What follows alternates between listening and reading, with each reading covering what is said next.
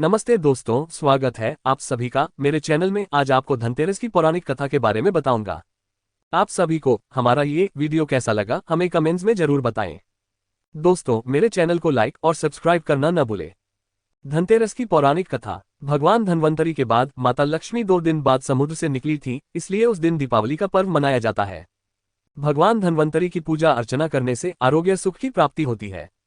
आइए जानते हैं धनतेरस का पर्व क्यों मनाया जाता है और इसकी कथा क्या है। नए बर्तन खरीदना बहुत शुभ। कार्तिक मास के कृष्ण पक्ष की त्रयोदशी तिथि को धनतेरस का पर्व मनाया जाता है। इस बार यह शुभ तिथि 10 नवंबर दिन शुक्रवार को है। शास्त्रों के अनुसार इस तिथि को समुद्र मंथन के समय भगवान धन्वंतरि अमृत कलश लेकर प्रकट हुए थे। इस वजह से इस तिथि धनतेरस या धनत्रयोदशी के नाम से जाना जाता है। भगवान धन्वंतरि के अलावा इस दिन माता लक्ष्मी, धन के देवता कुबेर और मृत्यु के देवता यमराज की भी पूजा की जाती है। इस दिन दीपावली का पर्व शुरू हो जाता है और इस दिन सोना चांदी या नए बर्तन खरीदना बहुत शुभ माना जाता है। आइए जानते हैं धनतेरस क्यों मनाया जाता है और इसकी कहानी क्या है। इस दिन मां लक्ष्मी, यम, धन्वंतरि और कुबेर देवता की पूजा से उनकी कृपा मिलती है। धनतेरस के दिन इसकी पौराणिक कथा का भी विशेष महत्व है, जिसका संबंध मां लक्ष्मी से है। धनतेरस की कथा। एक समय भगवान विष्णु मृत्युलोक में विचरण करने के लिए आ रहे थे। लक्ष्मी जी ने भी साथ चलने का आग्रह किया।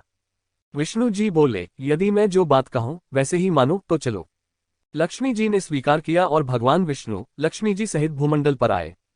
कुछ देर बाद एक स्थान पर भगवान विष्णु लक्ष्मी से बोले, जब तक मैं न आऊं तुम यहाँ ठहरो। मैं दक्षिण दिशा की ओर जा रहा हूं, तुम उधर मत देखना। विष्णु जी के जाने पर लक्ष्मी जी को कौतुक उत्पन्न हुआ कि आखिर दक्षिण दिशा में क्या है जो मुझे मना किया गया है और भगवान स्वयं दक्षिण में क्यों गए, कोई रहस्य जरूर है। लक्ष्मी जी से रहा न गया। जैसे ही भगवान ने राह पकड़ी वैसे ही मां लक्ष्मी भी पीछे पीछे चल पड़ी। कुछ ही दूर पर सरसों का खेत दिखाई दिया। वह खूब खिला हुआ और लहलहा रहा था। वे उधर ही चली। सरसों की शोभा से वे मुग्ध हो गईं और उसके फूल तोड़कर अपना श्रृंगार किया और आगे चली। आगे गन्ने का खेत खड़ा था। लक्ष्मी जी ने 4 गन्ने लिए और रस चूसने लगी। उसी क्षण विष्णु जी आए और ये देख लक्ष्मी जी पर नाराज होकर शाप दिया, मैंने तुम्हें इधर आने को मना किया था, पर तुम न आई और यह किसान की चोरी का अपराध कर बैठी। अब तुम उस किसान की 12 वर्ष तक सेवा करो और इसे सजा के रूप में स्वीकार करो। ऐसा कहकर भगवान उन्हें छोड़कर क्षीरसागर चले गए। लक्ष्मी किसान के घर रहने लगी। वह किसान अति दरिद्र था। लक्ष्मी जी ने किसान की पत्नी से कहा कि तुम स्नान कर पहले इस मेरी बनाई देवी लक्ष्मी का पूजन करो, फिर रसोई बनाना, तुम जो मांगोगी मिलेगा। किसान की पत्नी ने लक्ष्मी के आदेशानुसार ही किया। पूजा के प्रभाव और लक्ष्मी की कृपा से किसान का घर दूसरे ही दिन से अन्न, धन, रत्न, स्वर्ण आदि से भर गया और लक्ष्मी से जगमग होने लगा। लक्ष्मी ने किसान को धन धान्य से पूर्ण कर दिया। किसान के 12 वर्ष बड़े आनंद से कट गए। 12 वर्ष के बाद लक्ष्मी जी जाने के लिए तैयार हुई। विष्णु जी लक्ष्मी जी को लेने आए तो किसान ने उन्हें भेजने से इनकार कर दिया। लक्ष्मी भी बिना किसान की मर्जी वहां से जाने को तैयार न थी। तब विष्णु जी ने एक चतुराई की। विष्णु जी जिस दिन लक्ष्मी को लेने आए थे उस दिन वारुणी पर्व था। इसलिए किसान को वारुणी पर्व का महत्व समझाते हुए भगवान ने कहा कि तुम परिवार सहित गंगा में जाकर स्नान करो और इन कौड़ियों को भी जल में छोड़ देना। जब तक तुम नहीं लौटोगे तब तक मैं लक्ष्मी को नहीं ले जाऊंगा। लक्ष्मी जी ने किसान को 4 कौड़ियां गंगा के देने को दी। किसान ने वैसा ही किया। वह सपरिवार गंगा स्नान करने के लिए चला। जैसे ही उसने गंगा में कौड़ियां डाली वैसे ही 4 हाथ गंगा में से निकले और वे कौड़ियां ले ली। तब किसान को आश्चर्य हुआ कि वह तो कोई देवी है। तब किसान ने गंगा जी से पूछा, हे माता, ये 4 भुजाएं किसकी हैं? गंगा जी बोली, हे किसान, वे चारों हाथ मेरे ही थे। तूने जो कौड़ियां भेज दी हैं वे किसकी दी हुई हैं? किसान ने कहा, मेरे घर जो स्त्री आई है उन्होंने ही दी है। इस पर गंगा जी बोली कि तुम्हारे घर जो स्त्री आई है वह साक्षात लक्ष्मी है और पुरुष विष्णु भगवान है। तुम लक्ष्मी को जाने मत देना, नहीं तो पुनः निर्धन हो जाओगे। ये सुन किसान घर लौट आया। वहां लक्ष्मी और विष्णु भगवान जाने को तैयार बैठे थे। किसान ने लक्ष्मी जी का आंचल पकड़ा और बोला कि मैं तुम्हें जाने नहीं दूंगा। तब भगवान ने किसान से कहा कि इन्हें कौन जाने देता है, पर ये तो चंचला है, कहीं ठहरती ही नहीं, इनको बड़े बड़े नहीं रोक सके। इनको मेरा शाप था जो कि 12 वर्ष से तुम्हारी सेवा कर रही थी। तुम्हारी 12 वर्ष सेवा का समय पूरा हो चुका है। किसान हठपूर्वक बोला कि नहीं, अब मैं लक्ष्मी जी को नहीं जाने दूंगा। तुम कोई दूसरी स्त्री यहाँ से ले जाओ।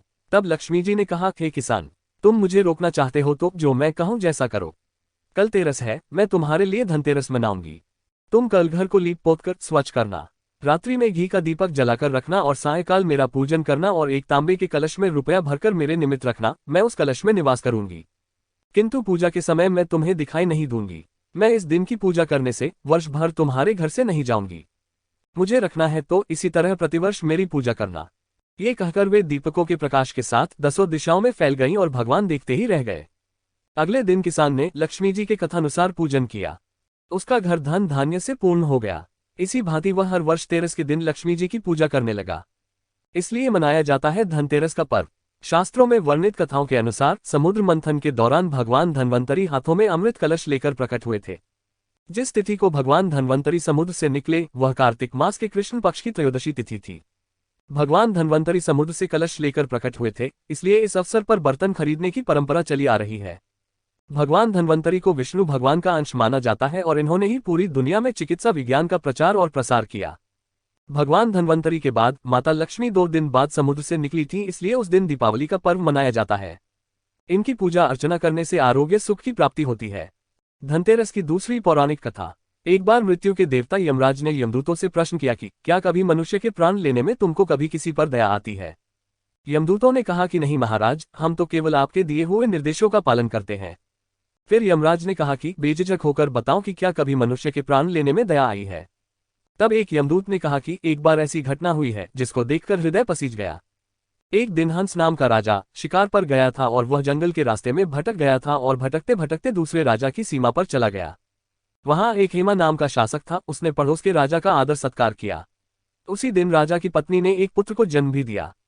ज्योतिषों ने ग्रह नक्षत्र के आधार पर बताया कि इस बालक की विवाह के 4 बाद ही मृत्यु हो जाएगी। तब राजा ने आदेश दिया कि इस बालक को यमुना तट पर एक गुफा में ब्रह्मचारी के रूप में रखा जाए और स्त्रियों की परछाई भी वहां तक नहीं पहुंचनी चाहिए। लेकिन विधि के विधान को कुछ और ही मंजूर था। संयोगवश राजा हंस की पुत्री यमुना तट पर चली गई और वहां राजा के पुत्र को देखा। दोनों ने गंधर्व विवाह कर लिया। विवाह के 4 दिन बाद ही राजा के पुत्र की मृत्यु हो गई। तब यमदूत ने कहा कि उस नवविवाहिता का करुण विलाप सुनकर हृदय पसीज गया था। सारी बातें सुनकर यमराज ने कहा कि क्या करें, ये तो विधि का विधान है और मर्यादा में रहते हुए ये काम करना पड़ेगा। यमराज ने बताया उपाय। यमदूतों ने पूछा कि ऐसा कोई उपाय है जिससे अकाल मृत्यु से बचा जा सके। तब यमराज ने कहा कि धनतेरस के दिन विधि विधान के साथ पूजा अर्चना और दीपदान करने से अकाल मृत्यु नहीं होती। इसी घटना की वजह से धनतेरस के दिन भगवान धन्वंतरी और माता लक्ष्मी की पूजा की जाती है और दीपदान किया जाता है। इस वीडियो में आपने जाना है धनतेरस की पौराणिक कथा। दोस्तों, हम फिर मिलेंगे नई कहानी के साथ। दोस्तों, आज का ये वीडियो आप सभी को कैसा लगा मुझे कमेंट्स में जरूर बताएं और साथ ही साथ मेरे चैनल को लाइक और सब्सक्राइब करना न भूलें। Thank you friends.